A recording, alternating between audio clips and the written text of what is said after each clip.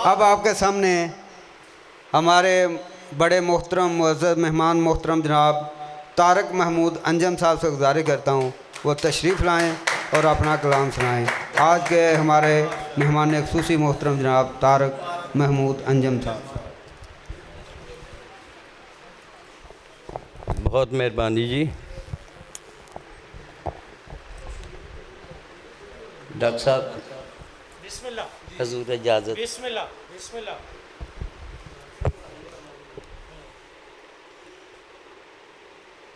असी दसो हाँ कदों सी इस काबिल, असी दसो हाँ कदों सी इस काबिल, कर्म सारा ही उदी अता दा है। अखर जोड़ के हमत ते नात कहिए, फैज़ ये भी तो उदी निगाह दा है।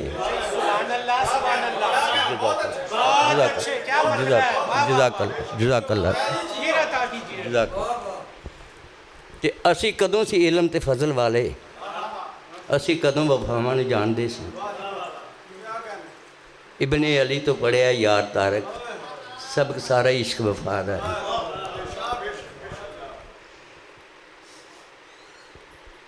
ते तेरी शान करीमी भी ते साडे जे बदकारां लई,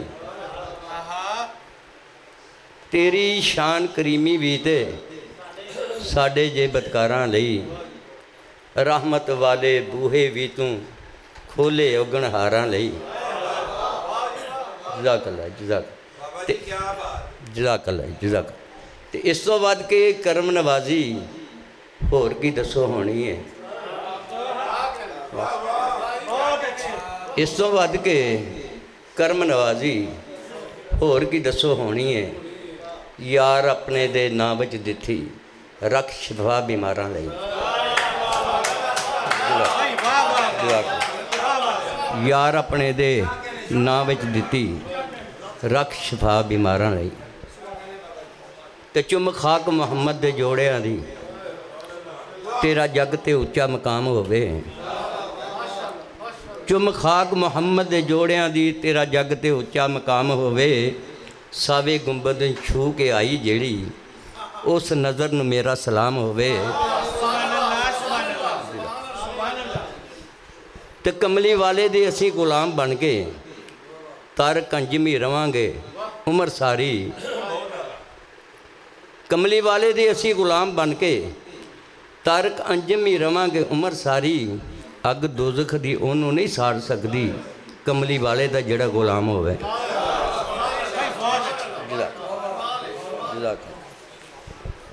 दो शेर के सबना दोस्तां दी नज़र कि वसल दी ख्वाहिश पाल के रखी,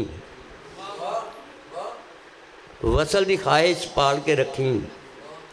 आस दा दीवा बाल के रखी।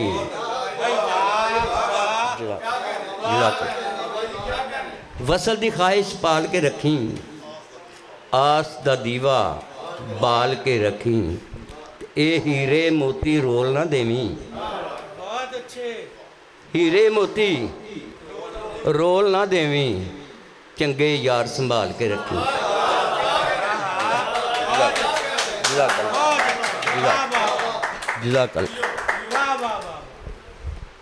दो शेर के चलो तीन ही कर लावांगे। मिट्टी दे लई लड़दी मिट्टी, बाबा जी तुहानू चार जैन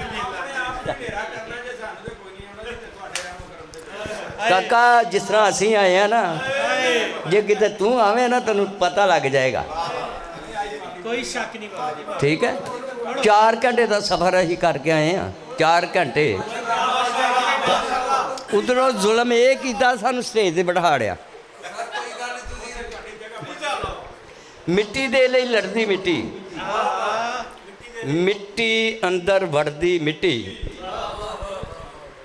ते मिट्टियो मिट्टी हो के भी दस, नाल की इथों खड़दी मिट्टी। क्या बात है। मिट्टियो मिट्टी हो के भी दस, नाल की इथों खड़दी मिट्टी। ते खुशबुआं दे मेले लाउंदी।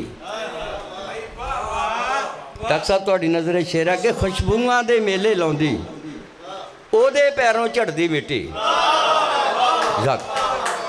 ਖੁਸ਼ਬੂਆਂ ਦੇ ਮੇਲੇ ਲਾਉਂਦੀ, ਉਹਦੇ ਪੈਰੋਂ ਝੜਦੀ ਮਿੱਟੀ ਤੇ ਹੌਲੀ ਹੌਲੀ ਭੁਰਦੀ ਜਾਵੇ,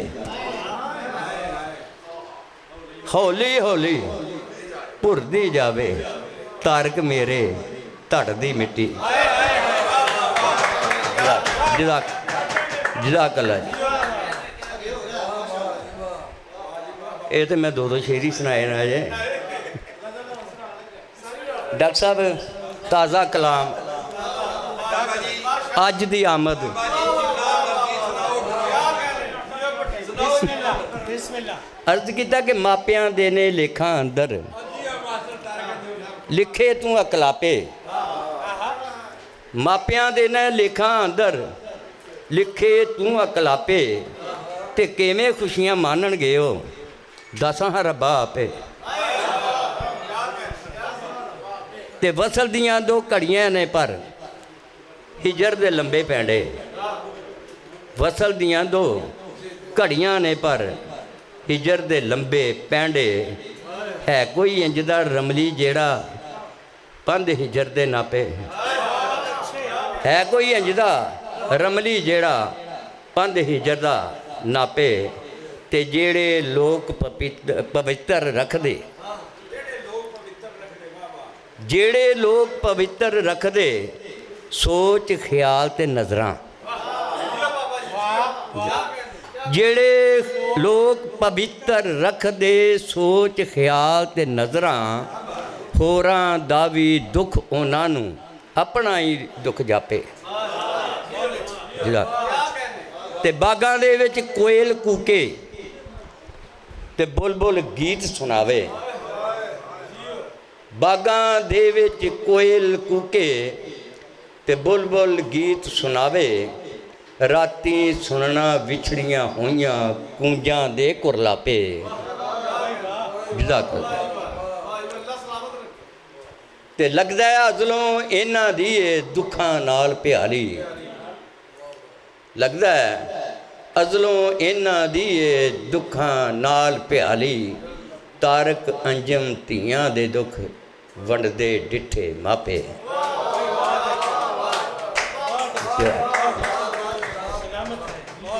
ਦੋ ਬੋਲੀਆਂ ਕਿ ਪੈਰ ਮਾਂ ਦੇ ਮੈਂ ਚੁੰਮੇ ਜਿਸ ਵੇਲੇ ਰਹਿਮਤਾਂ ਦੇ ਫੁੱਲ ਖਿੜ ਪਏ। ਤੇ ਦੁੱਖ ਮਾਪਿਆਂ ਦੇ ਲੇਖਾਂ ਵਿੱਚ ਲਿਖ ਕੇ ਤੇ ਰੱਬਾ ਤੈਨੂੰ ਕੀ ਲੱਭਦਾ।